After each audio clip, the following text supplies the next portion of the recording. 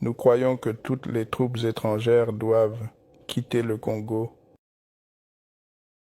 afin que la paix soit atteinte et afin de donner aux Congolais la flexibilité de parler de cette chose qu'on appelle la paix.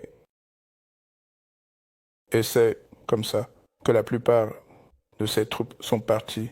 Les Congolais ont été laissés à gérer leurs propres affaires, problèmes et enjeux, mais bien sûr avec le soutien et l'accompagnement des partenaires du Congo, de la région et au-delà.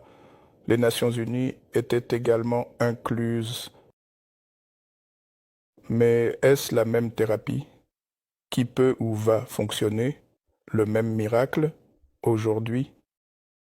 Maintenant, nous devons nous asseoir et réfléchir à cela, plonger là-dedans, mais je crois qu'il n'y a rien de plus important qu'un pays soit à l'intérieur de ses frontières, souverain, des décisions souveraines, et qu'il n'y ait pas cette armée en train de se battre, y compris des mercenaires, des centaines de groupes armés. Maintenant, quand vous avez un tel mélange, eh bien, c'est une situation plutôt indésirable. Si jamais quelqu'un voulait mon avis sur cette question particulière, mon conseil pourrait être parler au peuple congolais. Ils savent mieux, ils savent le mieux, parce qu'ils y ont déjà été. Ils ont gravi cette montagne, ils sont descendus dans la vallée, c'est une autre montagne à gravir. Ils savent mieux et le mieux. Comment ou de quoi ils souffrent. Euh, je sais que l'initiative est d'amener des médiateurs de l'Afrique de l'Ouest et d'autres pays africains. Mais aucun médiateur ne vous dira jamais qu'il ou elle connaît le Congo mieux que les Congolais eux-mêmes. Et je pense que cela devrait être la première étape. Et puis la deuxième étape, bien sûr, devrait être la bonne volonté. Comment jugez-vous la bonne volonté, les bonnes intentions des acteurs? Et bien sûr, troisièmement, quelles sont les garanties que ce que vous faites va définitivement,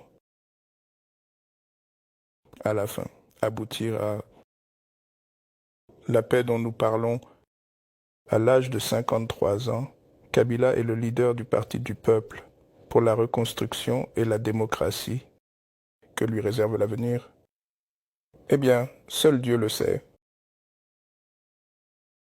Nos intentions sont d'être très disponibles pour servir notre pays, pour servir notre peuple, continuer à servir notre peuple et servir la région.